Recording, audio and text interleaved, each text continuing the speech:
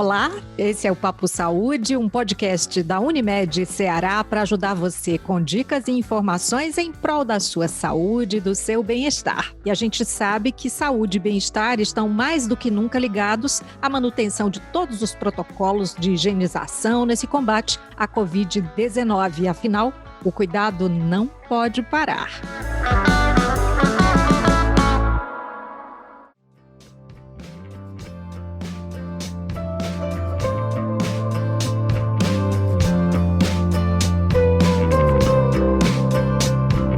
Hoje a gente vai ressaltar aqui a importância de manter a organização pessoal em dia. E aí a gente vai acabar descobrindo aqui como é possível identificar como anda a produtividade e se isso está te trazendo mais bem-estar no dia a dia ou não. Cada pessoa tem o seu jeito de se organizar, mas às vezes a gente acaba se enrolando, deixando as coisas de lado, procrastinando. Não que eu esteja dizendo que eu faço isso, mas ao longo desse papo a gente vai sim se identificar, eu tenho certeza. E claro, a gente chamou aqui para conversar sobre esse assunto alguém que pesquisa, que estuda o tema há bastante tempo, a fundadora da Flor de Mim, Yasmin Barroso. Yasmin, bem-vinda. Bem-vinda, você também nessa conversa. Estou muito feliz de estar aqui, de ter sido convidada para conversar sobre isso. Acho que é um assunto especialmente importante no momento onde a gente está todo mundo dentro de casa, pensando um monte de coisa e se cobrando produtividade, às vezes até um pouco além da conta. É verdade. Você sabe que quando a gente pensa assim, vamos conversar sobre organização, então a pessoa que vai falar sobre o assunto é a pessoa mais organizada do mundo. Você é a pessoa mais organizada do mundo, Yasmin? Não, tô muito longe de ser a pessoa mais organizada do mundo. Esse é um dos pontos principais do meu trabalho. Eu tento pensar na organização como uma forma de potencializar as coisas que a gente tem dentro da gente, conseguir alcançar nossas metas, conseguir se sentir capaz. Se sentir capaz é uma coisa muito importante para mim. Eu acho que é transformador e que precisa ser o eixo desse processo. Então, se a meta é ser a pessoa mais organizada do mundo, a gente vai falhar nessa meta todos os dias, sem exceção. Mas se a meta é se sentir capaz, se a meta é alcançar suas metas, aí a gente fica um pouco mais perto de fazer tudo isso. Você sempre pensou assim? Na verdade, eu quero saber como é que começou isso de lidar, de estudar, de pesquisar sobre organização, sobre planejamento, enfim. Então, eu sou uma pessoa, como já dei essa deixa aí, fui bastante desorganizada. Eu era a pessoa que ninguém queria fazer dupla comigo nunca na faculdade, e já sabia que Yasmin ia entregar em cima da hora. Então, eu tinha muito todas essas características que as pessoas têm, de eu não funciono com a agenda, eu não consigo alcançar minhas metas, eu não sei como é que faz isso, eu não sei como é que eu me mantenho motivada, eu não consigo no dia a dia experimentar as coisas que eu tentei planejar. E aí, isso me incomodava muito. Quando eu comecei a empreender, criar a Flor de Mim, que ainda não tinha essa cara de organização, ela tinha uma cara de papelaria, uma coisa misturada com arte, assim, eu tive que dar conta de fazer a faculdade e empreender ao mesmo tempo. E aí eu falei, o jeito que eu sei me organizar para dar conta dessas duas coisas não é suficiente. Não funciona para mim o jeito que isso precisava acontecer. Então eu falei, ok, não é possível que esse seja o único jeito. Não é possível que o jeito que todo mundo faz é o único jeito de fazer isso. Vamos tentar estudar isso. Então eu comecei a estudar mecanismos para eu mesma conseguir me organizar, desde coisas que estavam relacionadas à gestão de projetos, a uma análise maior do que é que me move, o que eu preciso colocar no meu dia a dia para me sentir mais satisfeita com ele. Não é só marcar checkzinho no planner e achar que acabou, sabe? As coisas precisam estar colocadas de uma maneira mais inteligente ali, mais pessoal, coisas da psicologia positiva, enfim. Juntei 1 milhão de coisas para chegar no método de organização que hoje eu trabalho com ele. Que tem esse jeitinho de meu 100% não é sempre igual e tá tudo bem. É o seu lema, inclusive, né? Vou dizer exatamente assim, meu 100% não é sempre igual e respeitar nossos ritmos é ser produtiva também. Você sabe que quando eu vejo, assim, esse lema, eu penso no seguinte, qual é o limite de seguir o próprio ritmo? Porque a pessoa nem sempre enxerga que está vivendo naquele caos, né? Porque é a vida dela, se ela está a vida toda procrastinando, deixando para depois, entregando em cima da hora. era no colégio, vai na faculdade, vai no trabalho, é com a família, enfim. Então, qual é o limite de seguir o próprio ritmo? Ou como enxergar que está vivendo um caos? Tá, eu acho que esse é um ponto muito importante. Eu acho que não sou eu que dito o limite. Cada um tem um limite individual e que exige autoconhecimento, exige que você esteja disposto a olhar para sua vida, analisar e ver, tá, eu tô no meio de um caos. Eu acho que se você tá só tentando sair do caos a qualquer custo e não tá disposto a olhar para ele ainda, provavelmente você não tá respeitando seu ritmo. Esse já é um indicativo aí. Se você tá, não, vamos, não importa que eu tô me sentindo triste, não importa que eu tô me sentindo agoniada, tô tentando ir o tempo todo, isso quer dizer que você não conseguiu seguir seu ritmo, você tá tentando se forçar a fazer uma coisa. E, por incrível que pareça, isso no geral tem um efeito contrário. Quanto mais você se força a fazer uma coisa, mais você fala, tem que ir de qualquer jeito, mais difícil fica ir de qualquer jeito. Porque você não tá dando espaço para o que precisa acontecer ali. Talvez um descanso maior, talvez reavaliar o que você tem feito. E eu acho que, então, toda a questão de qual é o limite passa primeiro por entender onde você tá. Entender como é que você se sente naquele momento na sua rotina, se você sente que você está sobrecarregada, se você sente que você está apagando incêndio demais. Esses normalmente são indicativos maiores de que você não está se respeitando do que falar, não, é porque eu fico 1 milhão de horas no sofá. No geral, na minha experiência desse tempo todo, a gente tem muito mais gente que se cobra muito do que gente que não se cobra nada e tá com medo de talvez seguir seu ritmo, se levar a pessoa para um lugar onde ela vai ficar estagnada, sabe? Isso é bem menos frequente. Mas acho que a gente fica com esse medo na cabeça quando começa a conversar sobre isso. Você falou aí sobre, mais ou menos, como você, primeiro, perceber que está vivendo um processo de desorganização, de caos extremo, enfim, e às vezes a pessoa percebe isso quando ela perde algo que era muito importante, né? Perde uma vaga de emprego, sei lá, perde algo, né? Aquilo de aprender pela dor, né? Aí você já deu um passo inicial, que é fazer um diagnóstico, né? E então, esse é o passo inicial. Você costuma, assim, orientar nesse diagnóstico o que é importante você colocar? Tá, então, primeiro eu concordo 100% com isso que você falou. Normalmente as pessoas percebem isso quando elas perdem alguma coisa. Pode ser uma vaga de trabalho, mas pode ser que você esteja pagando boleto atrasado todo mês e pagando mais caro. É mesmo. R$5 só, mas tá falando uma coisa, sabe? Uhum. E aí, o que eu acho importante é que a gente pensar que resolver o boleto não resolve o problema. Então, às vezes, quando a gente tem uma coisa dessa, fala, nossa, eu perdi uma vaga esqueci de me inscrever num curso que eu queria fazer, esqueci de me inscrever num processo seletivo, paguei o boleto atrasado. Às vezes a gente acha que o que a gente precisa resolver é aquele ponto. E não é, isso é um sintoma de uma coisa muito maior. Então, assim, eu acho que ficar atento a esses sinais é muito importante, entender que não é o ideal e não é bom para você que você pague contas atrasadas todos os meses, ou que você esqueça prazos, esqueça datas. Por quê? Porque isso está te contando que, você está sobrecarregada, sua cabeça está sobrecarregada, e isso é uma coisa que a gente não tem noção, o quanto cabeça não foi feita para guardar. Porque se você escrever uma coisa num papel e guardar esse papel, ele vai guardar para sempre. E se você tentar escrever essa coisa na sua cabeça, muito provavelmente você vai esquecer daqui a pouco. E quando você vai ver, você tá com 1 milhão de papeizinhos mentais na sua cabeça, tentando manter todos eles, que é uma tarefa que um papel faria muito melhor. Então, se você tá atrasando 1 milhão de boletos, esquecendo de fazer assinatura, é porque provavelmente só tá na sua cabeça. Então, assim, o primeiro passo para começar a puxar a linha e entender é passar isso pro papel. Então, é criar o hábito de anotar tudo que você faz, mesmo que você não consiga anotar antes de fazer. É pegar o hábito de não guardar essas coisas na sua cabeça, de sempre ter um lugar do seu lado para pensei numa tarefa, lembrei de uma data, lembrei de alguma coisa, vou anotar no papel e ele vai lembrar por mim. Eu não preciso ficar mantendo isso na cabeça, porque aí a gente vai livrando as coisas da nossa cabeça, abrindo espaço para conseguir funcionar melhor. E até para conseguir ter esse olhar crítico de falar, nossa, olha quanta coisa eu estava guardando.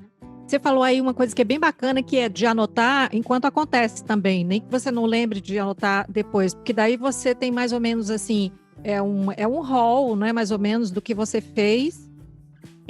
Você estimula, então, a anotar enquanto está acontecendo. E lembrei, eu tinha que ter comprado ração para os meus gatos que eu não comprei. Aí eu lembrei agora, eu anotei, porque daí eu vou ter na semana seguinte isso registrado ali. Você estimula a fazer isso também? Isso, com certeza. Não dá para organizar pensamento. Então, por incrível que pareça, uma das coisas, a gente, né, no geral, a gente não é ensinado a planejar, que eu acho um problema enorme, mas não tem ninguém na escola que te fala assim, tá, você precisa entregar um trabalho para daqui a 3 meses, eu vou te ensinar como é que você faz para planejar para entregar um trabalho daqui a 3 meses.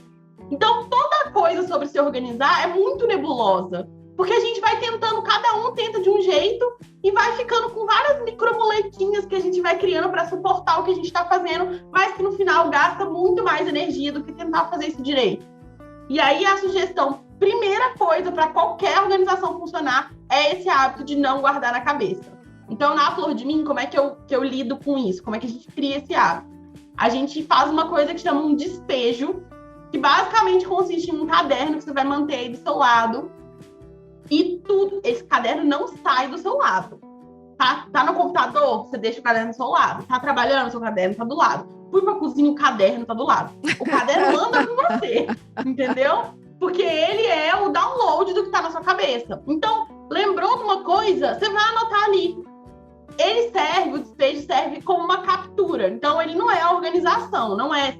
Se você ficar só com ele como organização, isso vai, eventualmente, gerar outros problemas. Mas, se ele não for bem feito, nenhuma organização vai funcionar. Uhum. Porque a gente tem esse hábito de falar, vou planejar, vou fazer minha agenda. Começa a fazer a agenda. Aí você pega a agenda, planeja, guarda a agenda na gaveta para conferir no final do dia. Ou seja, você não ajudou o seu cérebro. Você um placebo. Um placebo. Exatamente. Aí a pessoa chega, olha, no final do dia, o planner dela fala, nossa, eu não marquei nada do que eu tinha feito. Mas é óbvio, porque você está tentando lembrar o que você escreveu. Você fez outras coisas, mas não foi o que você planejou, porque você planejou, jogou seu planejamento fora e depois foi lá catar e ver se tinha funcionado. Então, assim, esse hábito de lembrei de uma tarefa, eu tô aqui conversando com você, meu papel de despejo tá aqui, porque se eu lembrar do lado, gente. O meu não tá. Nossa, deixei no outro cômodo. Porque se eu lembrar de uma coisa aqui, eu consigo escrever rapidinho e não ter que ficar mantendo isso na minha cabeça. Então, criar esse hábito é o primeiro passo para a gente conseguir organizar as coisas, porque não dá para organizar pensamento. Você não consegue falar, esse pensamento vai para esse lado, esse outro vai para esse lado. Não tem como fazer isso. Então, para organizar, a gente tem que ver, e aí tem que escrever. E você usa papel mesmo, né? Caneta e papel, porque a gente se habituou muito, quer dizer, o meu caderno, ele tá no outro cômodo, mas o celular tá aqui do lado. Acontece que eu ainda não tenho, assim, esse hábito de anotar tudo. Daí eu penso, eu abro um documento aqui, anoto ali, mas depois eu não sei mais nem onde estão esses documentos. Socorro, Yasmin! Então, exatamente. Eu sou adepta do papel e parte da minha metodologia também se baseia nisso. Porque eu acho que entre você clicar no botão de um aplicativo que você fez seu planejamento e clicar numa rede social, é um clique de distância. E a gente não pode fazer isso. Por quê? Porque a gente tem muito o caminho neural, o hábito formado de clicar no botão da rede social o dia inteiro. Você pega seu celular, seu dedo vai direto no botão da sua rede social favorita. Então, é mesmo. Não é? Então, assim, se a sua agenda estiver competindo com esse botão, ela vai perder todas as vezes. Então, o papel, ele é uma coisa que, especialmente porque a gente tacou tudo no digital, o papel acaba virando a coisa onde eu uso meu planejamento. Para mim, pegar na caneta, pegar no meu estojo, pegar no meu planner, é sinal de planejamento. Então, eu consigo virar isso mais rápido ainda. Então, você é do ponto do pensamento de que o celular ele é aliado, mas ele também pode colocar a gente distante nessa meta de organização. Isso. Ele é um aliado, mas a gente precisa fazer dele um aliado. No geral, as pessoas não têm essa utilização como a comum. Normalmente a gente utiliza ele normalmente para redes sociais e não para ser um aliado de produtividade, de planejamento. Então, é sempre melhor, se a gente tem a opção de fazer isso em outro lugar, fazer em outro lugar, para a gente não cair nos mesmos padrões que a gente já criou lá. Você sabe, eu tô rindo aqui porque hoje mesmo eu vi aqui a Aline, da Leme, ela indicou um app que faz o seguinte: você se organiza e você marca o tempo que você vai precisar para fazer essa tarefa. E aí, enquanto você faz, o app está ali plantando uma árvore. Se você mexer no celular durante esse tempo, a árvore morre. É uma forma de fazer. Gente, eu mataria todas as minhas árvores, tadinhas. Ai, gente, eu fui falar de árvore, lembrei que papel vem de árvore. Bom, mas espera aí. Oi, Yasmin, é possível ser organizado todos os dias da semana, 24 horas por dia? O que eu quero dizer é o seguinte: ok, a gente criou o hábito de anotar, de organizar esses pensamentos ali no papel, colocou metas e tudo mais, mas e o dia que você não está com estímulo para absolutamente nada, o que você faz? Você mesmo, Yasmin. Então, aí você lembra que você é dona do seu planejamento. Seu planejamento não é seu dono. Planejamento é sobre autonomia, é sobre liberdade. Então, é sobre olhar para o planejamento e falar: hoje eu não quero fazer nada disso. Tudo bem, eu consigo saber o que eu tô abrindo mão, o que eu não vou fazer naquele dia. E na hora de puxar, eu falo: não, beleza, descansei, tô me sentindo melhor, vou conseguir voltar agora pro meu processo. Eu sei onde eu parei. Eu consigo reorganizar aquelas atividades e voltar sem perder o fio da meada. Isso é diferente de procrastinar, né? Completamente diferente de procrastinar. E, de novo, procrastinar é só um sintoma. Procrastinar também não é o problema. É um sintoma de que talvez você não entenda qual é o seu próximo passo. É um sintoma de que você talvez tenha medo do resultado de uma tarefa, que você não se sente capaz para fazer alguma coisa. Então, você está evitando alguma coisa quando você procrastina. E se você não tem um planejamento, você não consegue entender nem o que você está evitando. Então, a chave para resolver o problema da procrastinação também está no planejamento.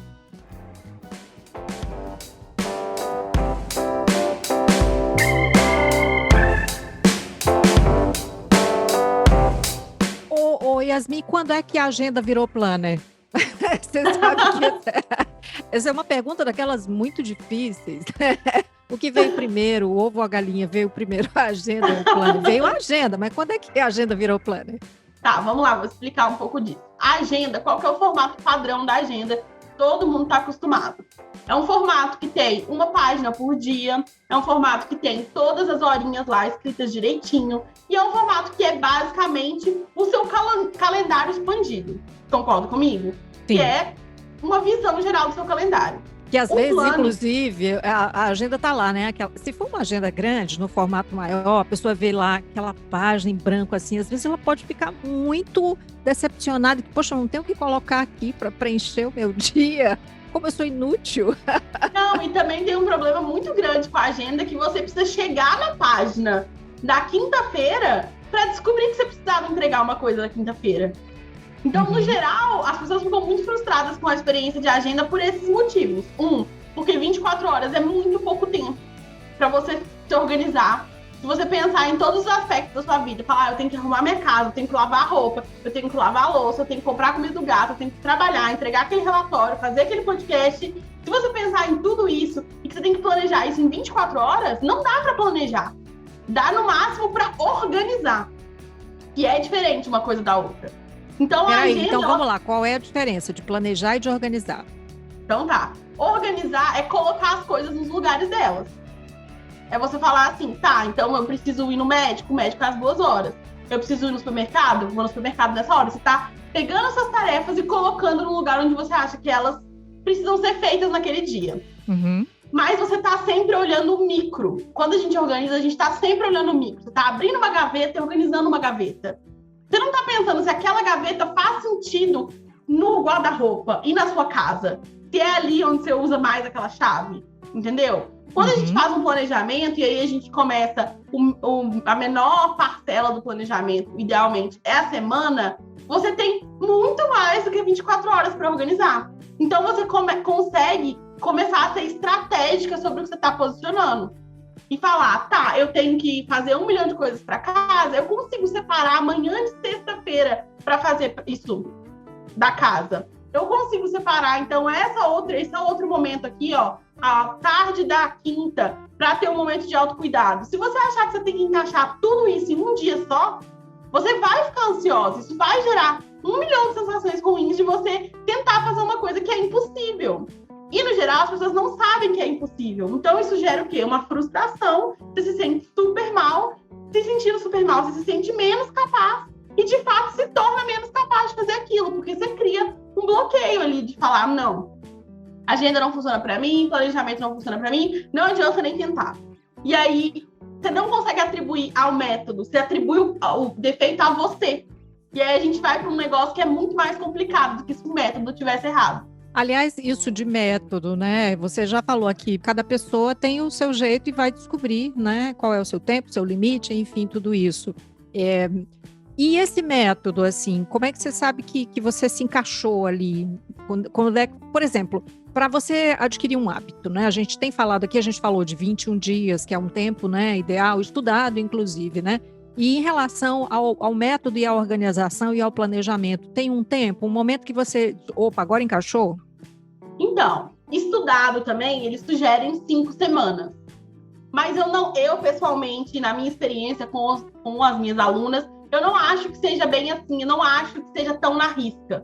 Porque tem muitas coisas que acontecem. Às vezes uma pessoa tá com um meio de campo, tá com a vida muito resolvida, e quando chega o planejamento, se encaixa perfeitamente para ela e resolveu. Às vezes, ao longo das semanas, as coisas mudam. Ela precisa entender como que ela vai funcionar com aquilo, se é melhor planejar no domingo, se é melhor planejar na segunda, se é melhor dividir por turno, ou se é melhor não deixar divisão nenhuma. Então, eu acho que o planejamento ele é um processo que ele está para sempre em evolução. Ele não para. Do mesmo tanto que você muda, a ferramenta que eu considero que é a maior ferramenta para servir a você e as coisas que você quer fazer, ela também vai mudar. Então, às vezes, a necessidade de um dia é focar mais na meta, às vezes a necessidade do outro é focar mais no hábito. Às vezes a necessidade de um período é pegar coisas e separar pelo manhã, tarde, noite. Às vezes, em outro momento, você não tem essa necessidade. Então, é uma coisa que está em constante evolução. A gente sempre precisa olhar para o nosso planejamento com um olhar investigador. De, tá, eu aprendi isso, mas isso não está funcionando exatamente assim para mim. Como que funcionaria? E isso volta naquele ponto que a gente falou, de lembrar sempre que você é dono do seu planejamento. Seu planejamento não é seu dono. Você criou o planejamento para te ajudar. Se ele parou de te ajudar, é porque ele está errado, não é você que está errado. É sempre importante lembrar isso, colocar as coisas nos lugares dela. Uma agenda incompleta, um planner incompleto, não é um bicho de 7 cabeças. É pensar assim, quando você compra uma calculadora para te ajudar a fazer conta, você não usa a calculadora todos os dias, você não pensa assim, nossa, não usa a calculadora, nossa, comprei a calculadora e não usa ela todo dia. Que desperdício de dinheiro. Você não pensa isso. Quando você usa a calculadora, você fala, nó, resolveu, imagina fazer essa conta. Então, é essa relação que a gente tem que ter também com o planejamento. Ele é uma ferramenta. Ele não é para ser o dono da sua vida, de repente, o seu chefe. Eu tenho uma coisa muito bacana que você compartilhou aqui, que você colocou teste isso esse mês. Claro, começo de mês, né? Você está lá jogando essas para a gente testar. Para uma vida mais leve e motivada. Aí você coloca uma meta alcançável. O que é exatamente uma meta alcançável? Aquilo que eu não vou eu vou dizer, essa semana eu quero ser feliz. Nossa, espera aí, é muito subjetivo isso, né? O que é uma meta alcançável? É isso, uma meta alcançável, ela quer dizer sobre duas coisas, que é a essência de ser alcançável, que é, ela não pode ser subjetiva demais. Ser mais saudável é uma meta absurda, porque você pode ser mais saudável bebendo um copo d'água. Você não ia beber aquele copo d'água, você bebeu, tá mais saudável. Mas você também pode ser mais saudável fazendo 5 horas de exercício físico todos os dias. Então, qual que é a sua medida? A gente precisa ter clareza. O tempo todo ter mais clareza para a gente conseguir marcar essa meta. Se ela não é clara, a gente costuma fazer assim, eu falei que eu vou fazer 10 minutos de atividade física por dia. Aí você faz e fala assim, mas não foi pouco, não valeu não. Vai ter que ser 30. E aí a gente vai só levantando o sarrafo e nunca consegue dar aquela meta por concluída. Então a gente precisa ter clareza muito, muito boa de entender mesmo qual que é o limite de alcancei essa meta. Alcancei, então beleza. E o segundo aspecto do alcançável é, de fato, uma coisa que dê para ser feita em um mês. Porque também não adianta você falar assim, nossa, eu quero abrir uma empresa, eu quero fazer 1 milhão de coisas, se isso não cabe no seu mês. Você olhou para o seu mês, trabalha de tal hora a tal hora. Não dá espaço para criar tudo isso em um mês. Então, é isso. Não tem problema também. A gente também tem que entender de novo os nossos ritmos, entender nossas limitações. Se não tem tempo para aquilo, você colocar uma meta gigantesca, falando não vai ter que dar, é de novo um jeito de se frustrar com o resultado da sua meta, acreditar menos em você e colocar você de novo nessa bola de neve. Só piora. Bom, aí tem um hábito que pode impactar na sua vida e que você se sente pronta para fazer. Isso também é bacana e cabe muito no que você diz, né? Um aspecto para observar e rastrear com base no que você quer melhorar. E você já tem que ter feito aquele diagnóstico lá do comecinho, né? Isso, ou então, se você tiver clareza sobre um aspecto, fala, não, eu preciso melhorar nisso aqui. Eu acho que eu preciso melhorar na limpeza da minha casa. Acho que eu preciso melhorar na minha confiança. Então, se já tem uma noção disso, também pode seguir aí com um aspecto desse.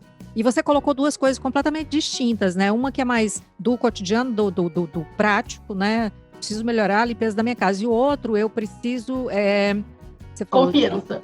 Da confiança. Olha, esqueci rapidamente. Da confiança. São duas coisas bem, né, distintas, que estão em lados, assim, distintos, né?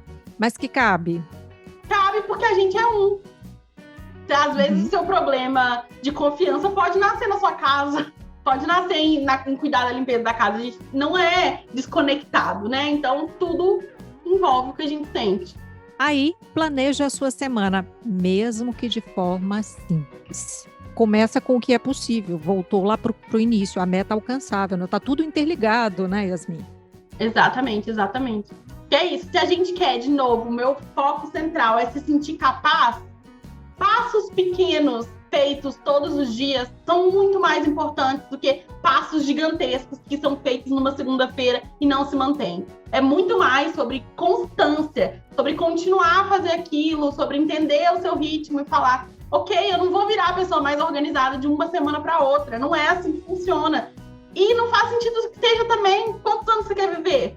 Porque você está com pressa de criar em uma semana um hábito, você está tentando criar ele para você viver 80 anos com ele. É claro que vai demorar. Tudo que a gente quer fazer e que vai durar por tanto tempo, que vai te trazer benefício por tanto tempo, vai exigir um nível de dedicação ali que é maior do que uma semana. Quando você falou das suas alunas, né? Quando você passa desse estágio inicial do diagnóstico, desses primeiros passos e tudo, tem uma coisa de avançar e tal? Eu tô perguntando aqui por ser completamente leiga, deu para entender, né? Que eu nunca fiz um planejamento muito forte em relação a isso. Então, o que acontece? Eu penso em toda a estrutura da Flor de Mim, da forma de consumir meu conteúdo tem um processo que é esse que a gente está fazendo aqui, que é ir mudando um pouquinho a cabeça.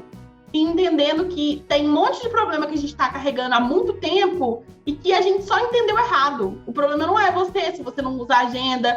Procrastinar não é o maior dos seus problemas, isso é só um sintoma. Entender que você é capaz, sim, você só está tentando com as ferramentas erradas. Se nunca ninguém te ensinou a planejar, é como se você estivesse tentando cortar um queijo com um batedor de clara. Você está com a ferramenta errada fazendo aquilo. E aí, o primeiro passo é entender todas essas coisas e começar a experimentar com esse novo olhar, né?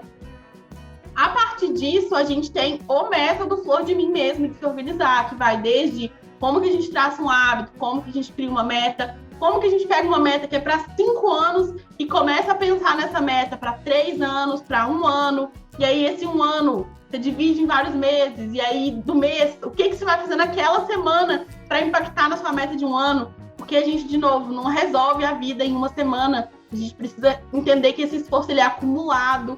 E é nesse acúmulo que a coisa acontece. Então, como planejar a semana para conseguir dar conta de todas as suas demandas, incluir esses hábitos, incluir essas metas. Isso é uma metodologia inteira que é muito grande para ser explicado aqui, mas que a gente tem um curso especialmente voltado para isso, para quem quer dar esse passo, falar, não, estou pronta, eu entendi. Quero mudar isso, quero começar a alcançar minhas metas. Ok, eu entendi, né? Eu entendi que tem a questão da produtividade aí, mas não ali. Vou voltar pro lema, que é bem bacana, para a gente pensar mesmo, meu 100% não é sempre igual e respeitar nossos ritmos é ser produtiva também. Aí eu já entendi, eu preciso me organizar, mais do que isso, eu preciso de planejamento, mas é o seguinte, até Deus descansou, né? No 7º dia. Então, qual é a hora, o momento do descanso, Yasmin? Então, eu tenho uma ideia bem louca sobre isso, que eu realmente acredito, é que a gente se acostumou que a hora de descansar é no final de semana. Eu acho que a gente tem que descansar todo dia. Que a qualidade do nosso descanso, ela é proporcional à qualidade do nosso trabalho. Então, se você descansa bem, se você consegue se reconectar com você mesma, consegue ter um sono de qualidade, é óbvio que tudo que você vai fazer vai ser melhor também. E é por isso que eu vejo a produtividade desse jeito, que às vezes assistir um Netflix é produtivo sim. Você tá ali desopilando a mente, se preparando para uma outra coisa, às vezes desfocar é importante sim. Claro que, né, a gente precisa ter sempre essa consciência, sempre olhar pra gente sem julgar, isso é muito importante, porque se a gente julga, a gente não tem respostas, então realmente só olhar e falar, tá, o que tá acontecendo aqui? E de novo, batendo na tecla do planejamento, o planejamento é que vai te ajudar a descansar de novo. Porque se você tem uma pessoa te falando, olha, eu preciso que entregue isso, eu preciso que entregue isso, eu preciso que faça isso, faça aquilo outro, o seu descanso sempre vai perder nessa briga.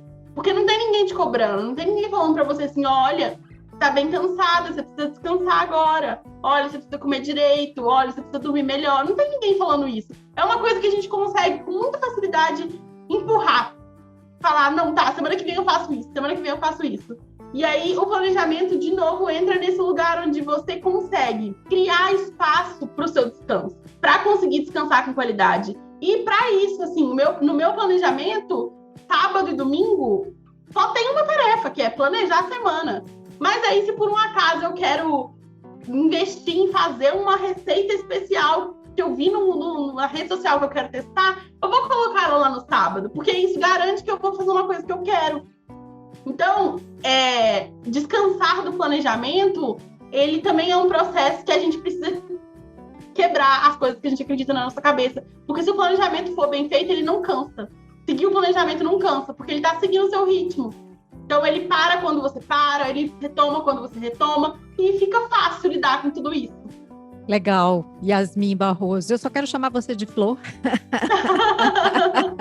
Flor de mim. Muito obrigada, Yasmin. Curti demais, aprendi bastante e espero que eu consiga lembrar, inclusive, de ter o meu caderninho sempre do lado para anotar essas coisas. É isso. Muito obrigada pelo convite. Foi ótimo conversar com você. Espero que qualquer pessoa que estiver escutando isso sinta um pouquinho aí que você é capaz, sim, e que você só tá aprendendo errado, talvez, a sua vida toda. E que se você quiser aprender certo, meu Instagram tá lá disponível com um monte de conteúdo, @flordemim. E é isso. Beleza, muito obrigada.